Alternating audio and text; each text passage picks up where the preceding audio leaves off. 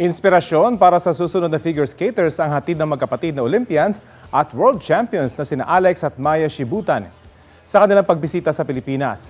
Sa isinagawa nilang Ice Dance Clinic, nakasama nila ang kapwa Olympian at Pinoy figure skater na si Michael Martinez na tiwalang kaya makipagsabayan ng ating mga kababayan sa Winter Olympics. Ang Sports Bites sa hatid ni JP Soriano.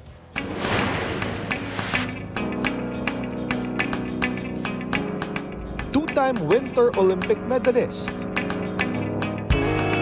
at three-time world champions.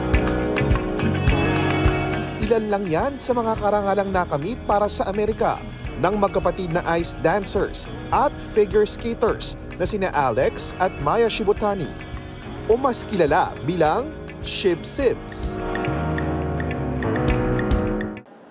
Nasa Pilipinas sila bilang sports envoy ng US State Department at nagiging daan para sa sports diplomacy ng Amerika sa iba't ibang bansa gaya sa Pilipinas.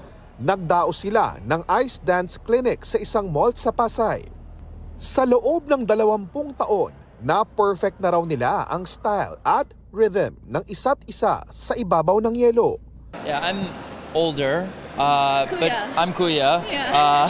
But we're equals on the ice and we work together. And so that collaboration, we're working towards the same goal, whether it's a competition or a performance. Nakatuon ngayon ang kanilang oras sa pagsasanay ng bagong henerasyon ng figure skaters at ice dancers.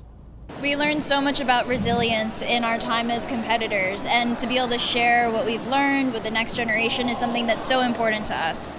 Kabilang sa mga tinuruan ng Shib-Sibs ang Philippine team, kabilang si sparkle artist Sky Chua. It was really like a dream of mine to have them come here. And not even like skate with them. As in, dream ko lang makita sila. Ganun lang, kahit not talk to them. I just want to see them in person. Muli ring nakabanding na magkapatid ang two-time Olympian na si Michael Christian Martinez na nakasabayan nila sa 2014 at 2018 Winter Olympics. Nagpasample pa nga sina Michael at Maya ng ilang ice dance routines. Umaasa raw si Michael na may Pilipinong makasusunod sa kanyang yapak at makapag-qualify sa 2026 Winter Olympics sa Italy.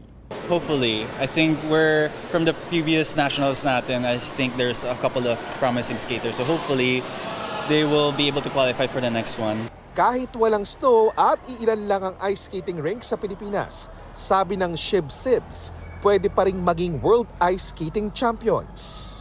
We really encourage the next generation to dream big and believe in themselves. We can work on the floor. There isn't always ice time when we want to, even now when we're traveling and when we live in Los Angeles, but we're able to focus on our bodies and our minds. And I think the challenge of figure skating is the creativity. JP Soriano, nagbabalita para sa GMA Integrated News.